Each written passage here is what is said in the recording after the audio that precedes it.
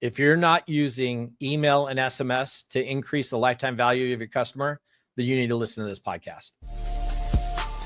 Welcome to Ecommerce Revamped, where we break down the hottest trends, insider tips, and strategies shaping the future of e-commerce. Powered by Miva, the engine behind seamless online stores. Now here's your host, Rob Stanley. Just like I said at the beginning, if you're not increasing your lifetime value of your customers using email and SMS, then you're definitely missing out. And we got Eddie Maalouf, and we're going to bring him in the studio actually right now. Eddie, what's going on? What's up, Rob? Good to see you, brother. Man. Yeah, absolutely. So listen up, everybody. Eddie's incredible at doing literally a lot of paid ad stuff, but a lot of people don't understand that he's also amazing at email and SMS. And we're going to kick this right off with Eddie. How soon should people send an email post-purchase, and give us a little information on what should be in that email? Yeah, great question. So just to start off on the note about the ads and the email stuff that you talked about, my theory, externally everyone's like, oh, Eddie, you're so good at ads, blah, blah, blah. You run ads for all these massive companies. But that's not actually the trick or the sauce, as people call it. The sauce for me is basically on the back end. How can I increase the customer AOV? How can I increase the customer average order value? How can I get more gross profit margin out of a customer on the first order, on the 30-day order, on the 60-day order, etc.? Because then what it allows me to do is afford to spend more to acquire a customer than other people, which actually makes my life easier. So imagine like someone gave me $100 every time I got a sale, and someone gave my opponent $50 every time they got a sale. It's probably going to be a lot easier for me to put resources towards getting a sale. So that's, I think, one thing at a high level concept. But back to your question, when should people send an email? Immediately after is always the best time. So from a post-purchase standpoint, I think maybe on that note, one of the biggest mistakes is, people rely on basic order receipt email, shipping update emails, and they assume that that's like totally acceptable post-purchase. When in reality, the time of the purchase is the time that technically the customer up to this point is the most bought into you that they could be, right? You could have a late delivery by a day, and now they're less bought into you. They could open the product, and there's a risk that they don't like the packaging of the product in person. And so that decreases how likely they trust you or like you. So technically, for a good period of time, that point when they made the purchase, they said, okay, I'm willing to take out my wallet. I'm willing to spend money on this that I worked hard for. That's the moment that they're like most trusting of you, right? And so it'd be silly not to get them to trust you further in that moment. So what we do across all the brands that we work with is one of two things, sometimes both together. Number one is, this is my chance. If I'm more of a front end business, meaning not like cosmetics or things that are perishables or supplements, things that are just one time. Hey, I'm going to buy a set of wheels for my car. I'm probably not going to buy another set in 60 days. Anything like that, that's very front end related. I think this is your best chance to upsell someone, if besides like selling them in the cart and things like that. And I can give some examples later. The second thing is, if you're more of a back end brand, meaning, apparel and the other stuff that I'm talking about, consumables, your goal is to get that customer to buy as many times as possible from you, to spend as much money as possible from you. There are clothing brands that I bought, my first order was $150, and I checked yesterday and I'm $18,000 deep into their e-commerce store over the last few years. That's what I'm focused on, right? And that's what you want to focus on. And the best way to do that is to get them bought into your brand and your brand story and your founder and why you started the business and what's the purpose of the business and who do you serve in the business and all these amazing things. So we make our first email look like a written letter from the founder talking about the brand and everything, why they started it, what they stand for, the problem that they're trying to solve, and thanking the person for being a part of that solution, etc. You have no idea the amount of brand equity that you build with someone when they have a direct line to the founder, from their story, from how they started it, from why they started it, from who they're serving, how they make their products, all these things. It makes me want to go tell other people about it. It makes me want to go back and shop for more. It makes me more bought into the product and the process and believe in the outcome that the product's meant to create. At the end of the day, all of us are selling a product that creates some sort of outcome. If it's food, the outcome is like, I feel full and I'm satisfied with the taste. If it's protein bars, it's, it tastes good and I want to get better. Everything has an outcome specifically. And I think people believe more in the outcome when they believe more in the person and why they built it in the first place. And they don't think it's just like a money grab of someone trying to sell a product online. So I think those are the best 2 emails to send. Again, one is more of an upsell, and that's based on people who have front end businesses. If you have more of a back end business, I would take that opportunity to build brand equity and then upsell maybe in the next few emails that come out after that.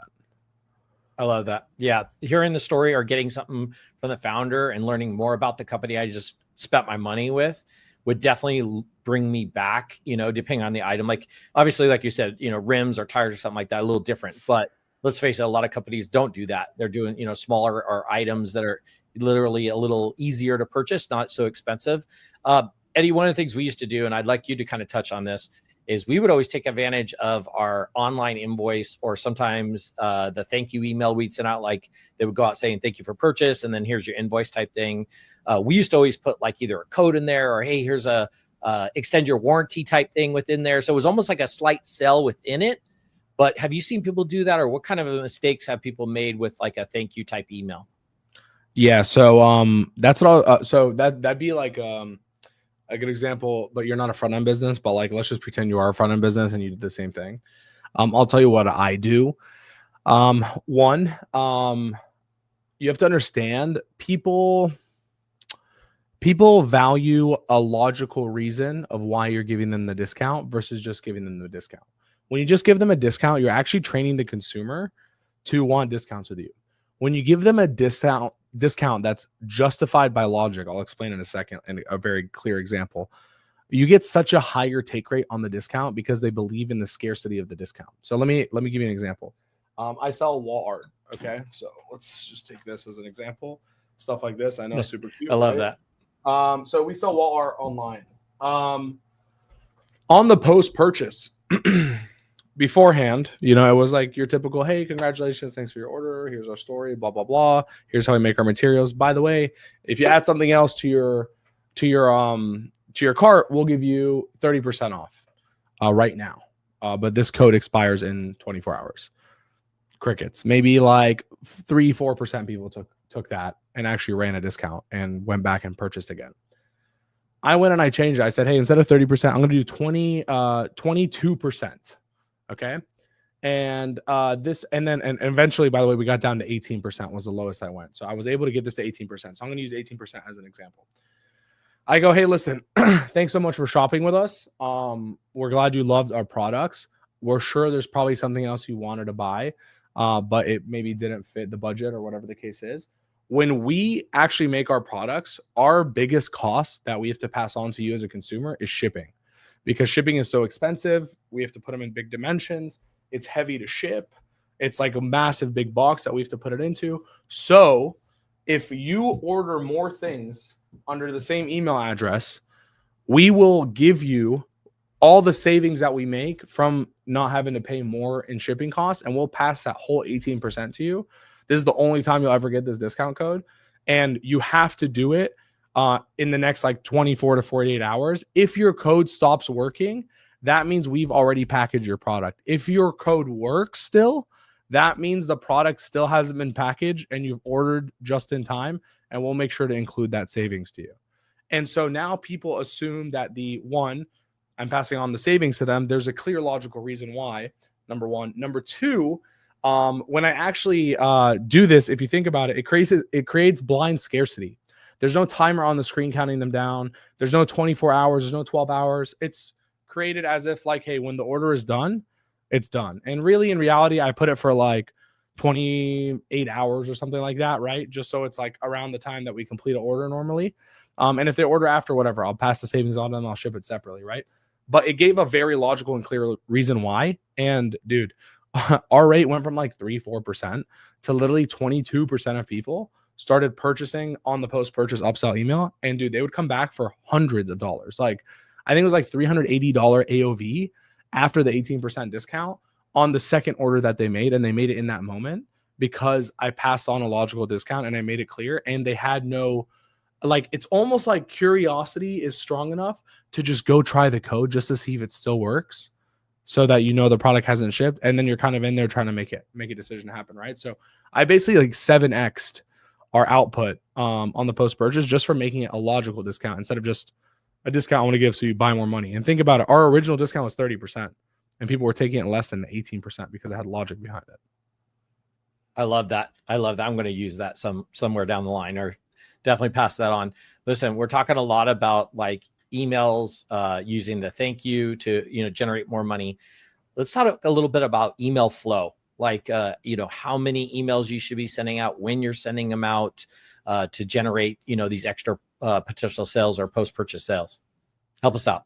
Yeah. So, couple things on that. So one, overall, how many emails should someone send in general? Really depends on the size of the list and how much you segment, right? So we segment pretty deeply. We segment based on activity. We set activity in the list. We segment on activity on the store.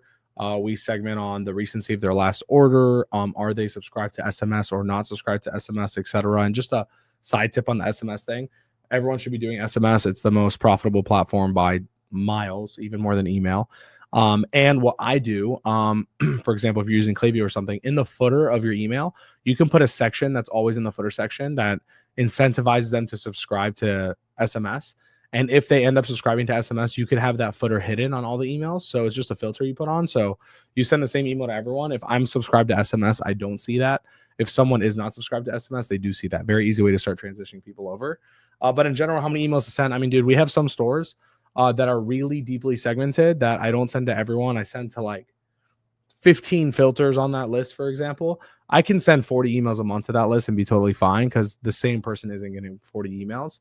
Whereas another company that doesn't have that level of segmentation because maybe they're not on Miva, they're not on other platforms that are pretty good. They don't have that kind of tagging and segmentation. Like it's hard. Sometimes you can't send more than like 12 to 15 emails a month if you don't have enough reasons to actually email them with value.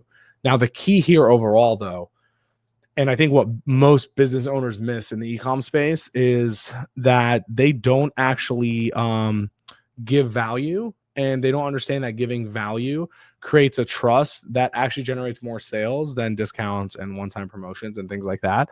I see a lot of brands when I audit their stuff, out of 20 emails a month they're sending, 16 are selling something and 4 are just talking about like maybe their weekly newsletter or whatever. Whereas like if you are a brand and you sell a protein, if you could send a recipe, like a few recipes once a week, a workout once a week, blah, blah, blah, blah, blah, all these things that are valuable, it builds trust with the consumer. And now they look forward to your emails and they want to open more, and your open rates go up and your segments get bigger, even if your open rates stay the same. And that's where the damage is really done. So like actually providing value and segmenting. But on the post-purchase side, I send one immediately after. I send one when the product's arriving. I send one after the product arrives, not your typical arrival email, but like, hey, congratulations. Just a reminder in the last email, here's all the ways to use the product, blah, blah, blah. So for example, let's just say I sold a fat burner or a thermogenic supplement of some sort, right? I would want before they got it to be like, hey, take a progress picture. So like something I do for a brand like that is I'd actually create like a 60-day calendar of everything that's going to happen every day. Okay, day one, you're going to take a progress picture. And you're gonna go work out for the first time, whatever, right?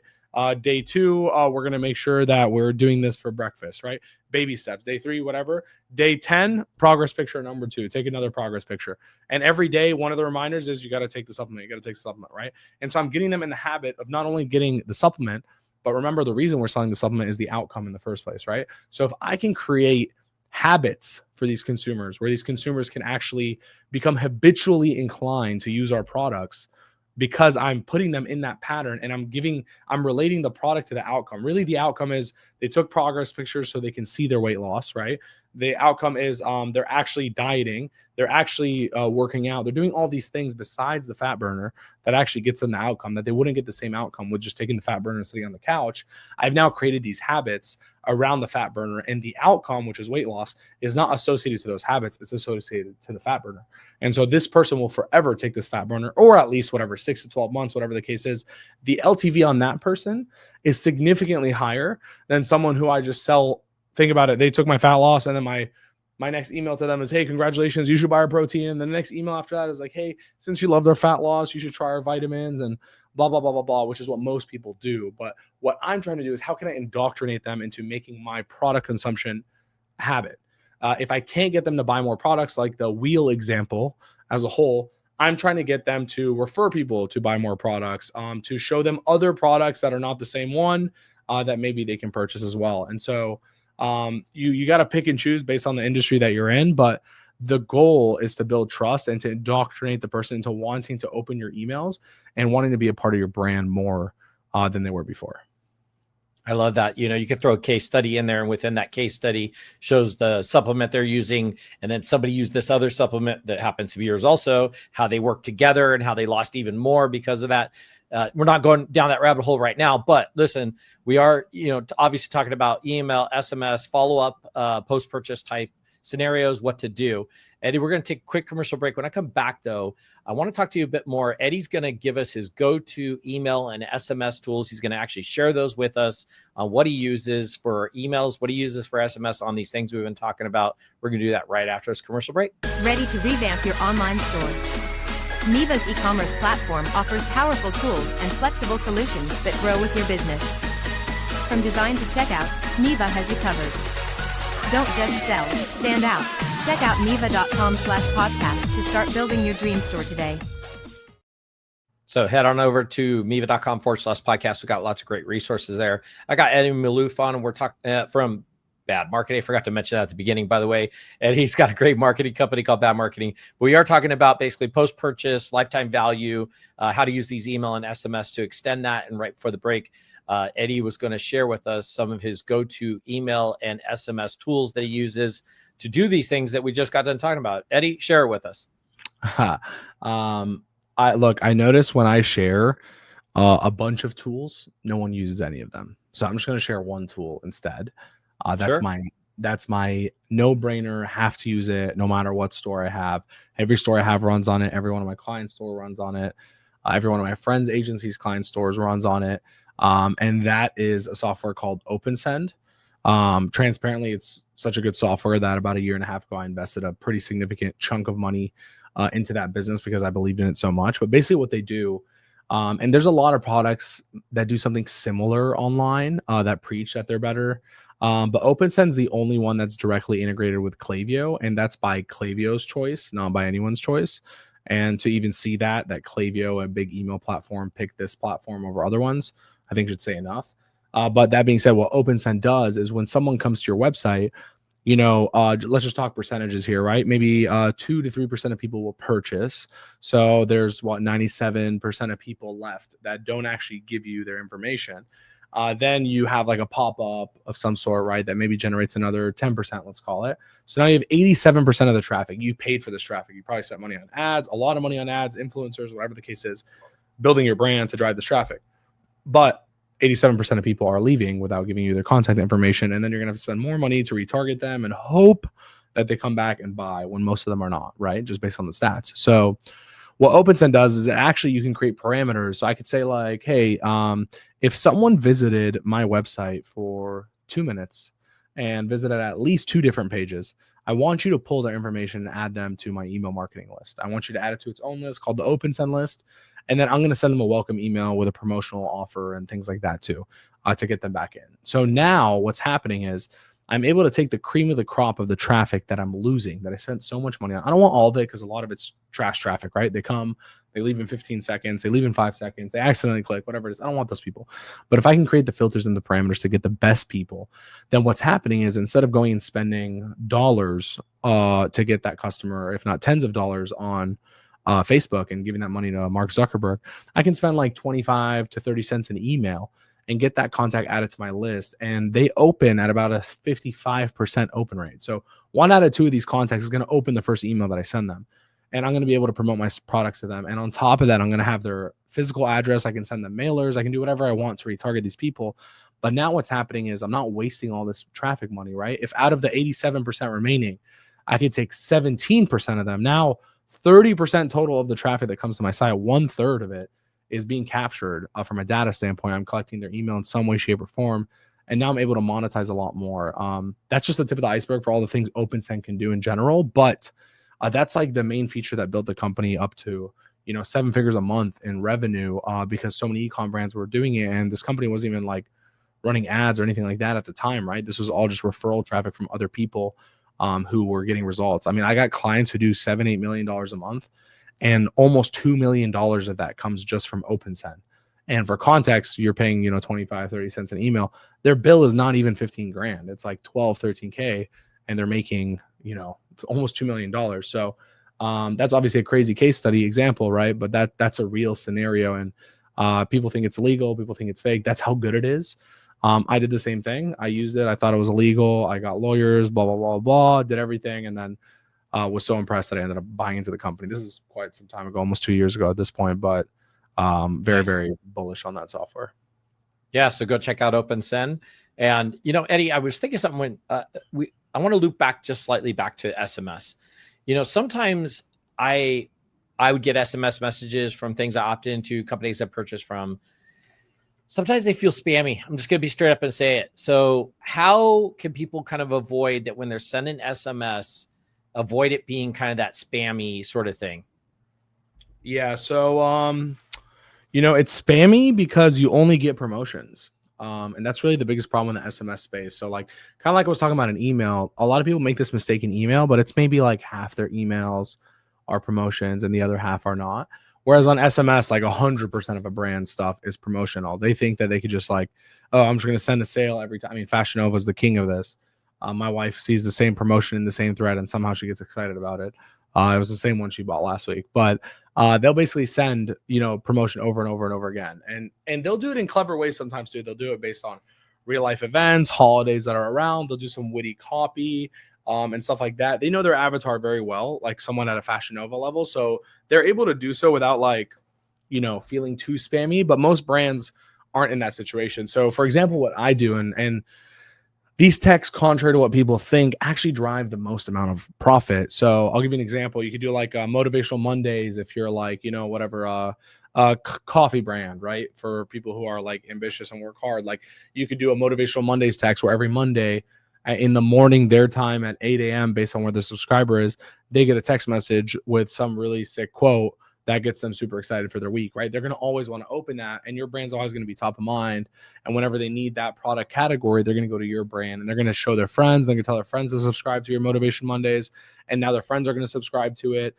And what happens is you're creating a referral source for people to want people to join your text list, and then that leads to you eventually sending them a promotion on text, and then them, obviously shopping with you. But a really cool example that we did is we basically we're selling products that had famous people on it. So one of them was LeBron James. One of them was Michael Jordan. Big debate in the basketball world is which one is the greatest of all time. And so we sent a text saying, who's your basketball GOAT? We sent it only to males on the list, right? And we were very strategic about the segment we sent it to. And we asked, hey, who's the GOAT of basketball? Is it Michael Jordan? Is it LeBron James? Based on your answer, we'll give you a gift, based on your answer, right? And dude, the responses were I did not expect this. I read them all because it was hilarious. But some of these guys were writing paragraphs. I mean, I could have copied some of these texts and filled up a Google Doc 2 pages just off the responses that these guys had. This was a very near and dear topic to these people's hearts. And they sent it, and then we'd send back, agreed, congratulations, whatever. It's cool because both of their jersey numbers are 23. And so we basically just responded to all of them with a 23% off discount code because they picked Michael Jordan as the GOAT or LeBron James as the GOAT. It's a pretty easy, thing for us to do. And tell them, hey, we totally agree. That's the right answer. My colleague here thinks that, it's the other guy. You know what I mean? And we played a big game out of it. It was the most responses we've ever had on a message. It was also the most amount of sales we've ever done. And again, cool reason. One, this kind of falls under the category of a logical discount code, like I was talking about earlier with the shipping stuff, right? Because people are they feel like they earn that code by picking their guy as the GOAT instead of the other guy, when in reality the code was going to be the same, right? But it gave room for conversation. Now they grew closer to the brand. They feel like the brand's listening to them. They agree with them when they talk about who their favorite, greatest player of all time on basketball is, etc. And so you can find ways to engage like that. We send messages all the time where people have to make a choice, red pill or blue pill. We literally send the emoji of the Matrix and him holding both pills, or the GIF, and then we say red pill or blue pill. You know what I mean? And we might not even ask anything else. We just say red pill or blue pill, and then based on their answer, we give them something, right? And so there's really cool ways to be creative with text, more than email, in my opinion, because it's easier. It's something everyone can respond to. They could be going about their day, get a red or blue text, and then decide blue.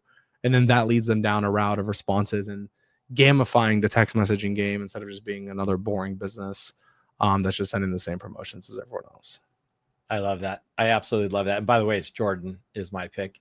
But that's a whole different subject. That's a different podcast. I can usually tell when people, based on their age and the era that they watch basketball in, who their greatest of all time. That is 100% true. I'm a bit older guy. Definitely got to see Jordan on TV and stuff. Definitely. It's my generation fighting your generation, Rob. That's it is. It is. But but then again, the 3-point king is Curry. So Curry's the man for 3-pointers. For sure. So listen, let's loop back around on this. We got just a little more time left before I want to kind of talk more about bad marketing. And you're welcome to pick a different subject. If not, I would love to kind of hear you give maybe a little 60-day sort of layout for people that want to start, increasing their lifetime value. Like if we can give them just like a little playbook of here's what you're going to do the next 60 days, keep it a little high level because we could go probably too deep into this, but I'm sure people would love to hear that and just kind of get an idea of where they start. Yeah. Okay. I mean, besides open send. That's actually a really good one. That's probably gets us halfway there. So basically, something that's important, first of all, is I create my optimizations based on where the most opportunity is. Meaning, if the more traffic I have in that opportunity, that's where I'm optimizing first. So an example would be everyone goes to my landing page on the website. I'm going to optimize my landing page on the website for LTV, meaning I'm going to try to increase the AOV of the order as much as I can, increase the conversion rate, whatever it is, because that's where I have the most hits, right? For every 10,000 people that hit my landing page, maybe just for example's sake, maybe 1,000 out of the 10,000 hit my email list, right? So it would be silly for me to optimize the email before I optimize the front end, right? So I always start front to back. So first, increasing AOV, selling bundles, selling upsells inside of the cart, giving incentives to actually spend more money to unlock certain things.